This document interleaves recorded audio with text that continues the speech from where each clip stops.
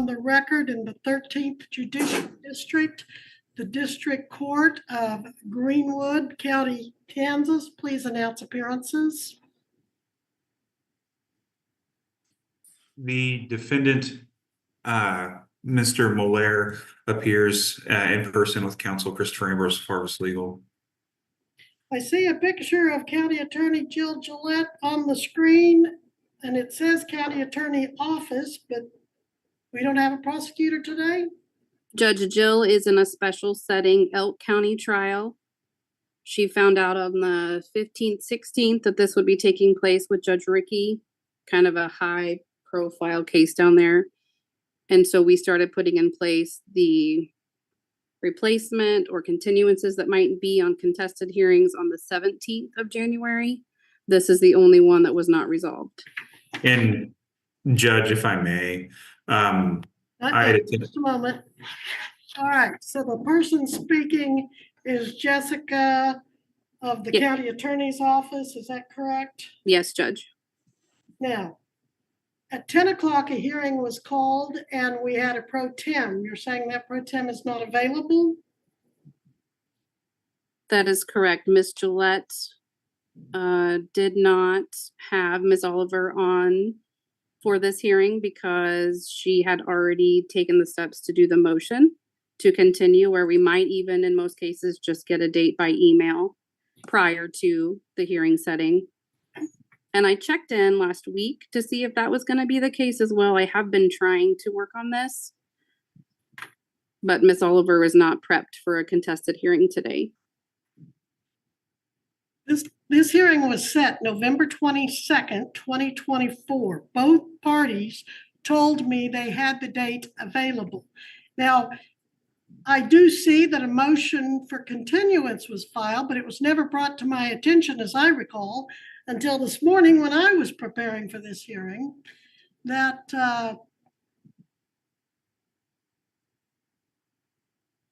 wait a minute, I've got the wrong case. Cool, just half a second.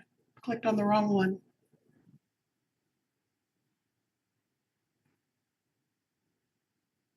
Yes, November 22nd, 2024, this was set for evidentiary prelim. And both parties did tell me they had today's date available. And then there was apparently a motion to continue filed by the state, but that motion was not heard. That motion was to continue was filed January 23rd, 2025, which would have been 5 days ago. Is that the e-file date, Your Honor? I just want to verify, or the date that it got sent to the queue. I don't know if we can Just tell you that's the date it was filed. Whether it got to my queue or not, I don't recall. But that's the last document, was a motion filed 5 days ago.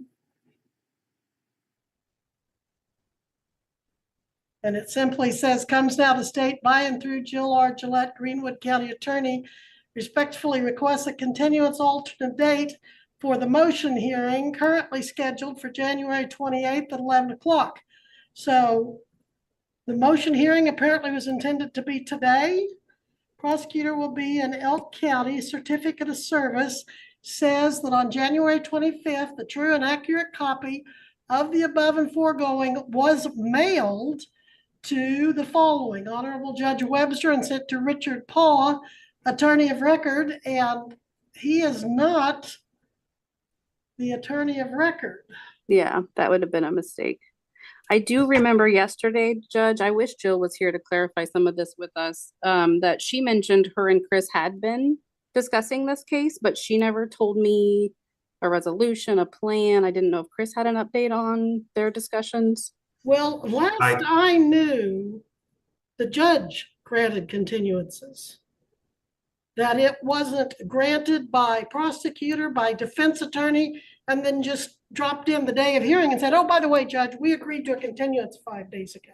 No, I understood. I guess I meant maybe a waiver or stipulation, Your Honor. I'm sorry, I don't know what they were discussing. All right, well, you're getting the brunt of what your boss did or didn't do, Jessica. I understand the situation that you're trying to do the best you can in. All right, Mr. Ambrose, you wanted to address the court. Go ahead. Yes, Your Honor. Ms. Gillette had been in contact with me about this. I had attempted to get in touch with Mr. Miller, and we had evidently had some problems with that. If I could have just a couple minutes with him, we might be able to, I can hopefully give the court some more guidance. And then we could take care of that if the court would allow us to. Well, I don't know that I need guidance, but I will grant Or you. at least our position. Let All me, right. I will grant you the breakout room. Thank you. We are back on the record in Greenwood County 2024 CR 140, State of Kansas versus Wayne Allen Moeller.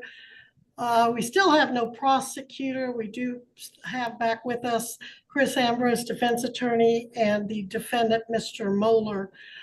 Jessica, what's your official title down there? Legal assistant, Your Honor. Thank you, legal assistant. All right, you know, in all the time I've known you down there, I wasn't sure. All right, and we have no prosecutor because Miss Gillette is tied up in an Elk County jury trial, correct? Yes. All right. Started, I believe, this morning at 9 a.m. Okay. All right, Mr. Ambrose, you've had a chance to talk with your client. Are there any new developments from your side of the case? Your Honor, I spoke with him, and in light of kind of the situation that Ms. Gillette's found herself in, we don't have an objection to continuing this. We'll get, if we could just get a new date set, and hopefully Jessica will be able to have a calendar so we could get that set. I'd like to make sure that we have it set for an evidentiary, if she's got a calendar to where we can do so. So we don't have to have Mr. Mueller come back just for a status hearing and sit around for that sometimes long docket. Well, we better not just have a status conference. I had this set for evidentiary hearing again since November 22nd, 2 months ago. I And then I understand. come in and a few minutes before court and I'm told that, oh, the county attorney continued it 5 days ago without consulting the court. I think it's unfortunate that Miss Gillette is supposed to be in 2 courts at once, but that was the responsibility she took on when she ran for county attorney in both Elk and Greenwood County. She certainly gave the appearance that she could take care of both of us as needed. And now I've been bumped for something going on in Greenwood County. Surely a pro tem could have been called for. I know Judge Hutchison used to appear as a pro tem, retired Judge Hutchison. Mary Ann Shirley, local attorney, has done that. Miss Oliver, who I understand has lots of experience in various counties as prosecutor, assistant prosecutor, was here just an hour ago in a case. And Assistant County Paul Dean helps cover the cases. So I'm just really put off that, first of all, a prosecutor would take it upon herself to just decide she didn't have to be here and she didn't have to talk to the judge about it or work it out. This case involves very serious charges. Count 1 is unlawful distribution of controlled substance. The defendant is accused of a level 2 drug felony, allegedly possessing back on July 26th, 2024, approximately 54 grams of the controlled substance methamphetamines. In count 2, he is accused of on that date also possessing fentanyl, a level 5 drug felony. In count 3, he is accused of possessing paraphernalia to help manufacture, cultivate, plant, propagate, harvest, test, analyze, or distribute controlled substance. Count 4, he's accused of an aggravated weapons violation by possessing an AR platform rifle while having been convicted as a person felony under Kansas law in an aggravated battery case out of Sedgwick County. In count 5, he was accused of the felony charge criminal carrying of a weapon to wit, a shotgun with a barrel less than 18 inches in length. He was accused in count 6 of having an amount of drugs that required a drug dealer tax stamp, a felony. Count 7, he was accused of defacing the identification marks of a firearm, intentionally changing, altering, removing, or obliterating the name of the maker, model, manufacturer's number, or other marks on a 12-gauge shotgun. Excuse me. Those are the felonies that I was to hear evidence on today and to determine if there was probable cause to believe these crimes took place and that this defendant committed them. The defendant does have the right to a timely preliminary hearing, and we are well beyond timely, being these allegedly occurred July 26, 2024. I also noticed in preparing for this case today that 2 Greenwood County Sheriff's deputies had been subpoenaed. They were subpoenaed clear back December 6th for today. Where are they? Did Ms. Gillette take it upon herself to cancel them, or did they just fail to honor their subpoenas? Does anyone know? No, ma'am, they would be available if I need them. They're just on standby. All right, so they were told to be on standby, but not necessarily be here. All right, thank you for that information. Well, I'd like to call them from standby and start this hearing. You don't have any prosecutor available, though. No, Ms. Gillette didn't arrange for any prosecutor to be here? Jessica? It was my understanding she did not want to impose on another prosecutor to do a contested hearing. She didn't feel comfortable with that. Since these are her charges, she filed them. She wanted to be the one to potentially present the evidence to you herself. Because Miss Oliver is actually covering the rest of the things today that aren't contested. This was a Mrs. Gillette decision. We just tried to follow through and get it disposed of before 11 today. God forbid we'd impose on a prosecutor pro tem that's reserved her day and not think twice about imposing on a judge or a defense attorney or a defendant. I don't know why it would be that Miss Oliver, who is experienced, would be more inconvenienced than any of the rest of us. But again, I am barking at the wrong person. Jessica doesn't, as a legal assistant, doesn't control the county attorney. The county attorney doesn't control the judge, although she has today. What's the chances if I set this for another day, it'll go to prelim and Miss Gillette won't cancel it again?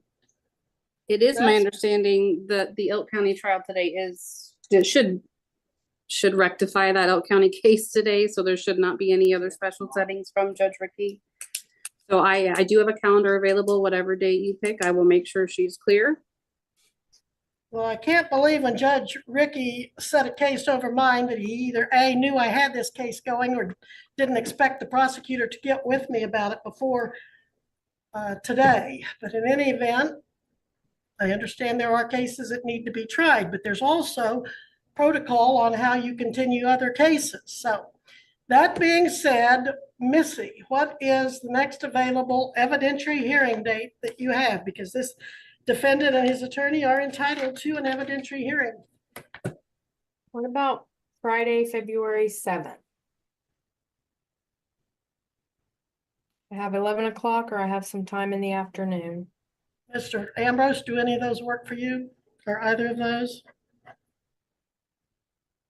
What was that date again, Missy? Sorry.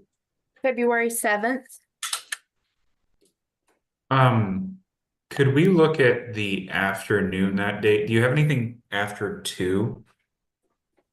We're actually completely open in the afternoon, so we could do 2 o'clock or Could we do 2:30. could we do 2:30 just out of an abundance of caution?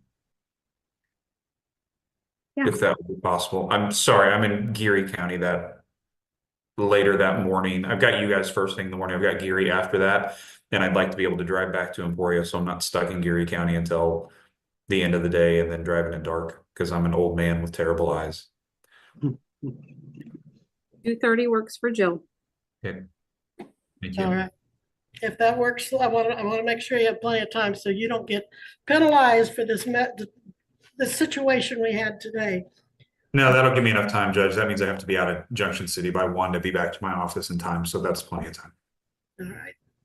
Mr. Moeller, any reason why you can't be here at that time? Any doctor's appointments or anything previously scheduled? No, ma'am. All right, I'm going to continue the bond you are on with all existing conditions. Don't be possessing, of course, any firearms or having any contact with people you've been told not to. Right. So with that being said, I think we've covered what we can and we'll be in recess. Thank you all.